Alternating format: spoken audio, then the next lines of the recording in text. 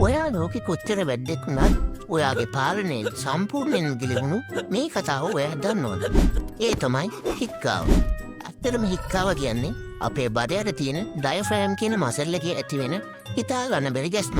මේ ගැස්ම නිසා පෙනහරුවට වාතයේ වේගයෙන් ඇතුළු වෙලා උගුරේ ශ්‍රවණතන්ත්‍රවල වැඩුණාම තමයි අර හික් සද්ද ඇහෙන්නේ. ඉතින් හික්කාව වැටෙද්දි බොරුවට සල්ලි විදන් කරගෙන දැන් ගාල්ල යන්න ඕනේ නැහැ. ගණන් කරලා වතුර උගු 7ක් බොන්න.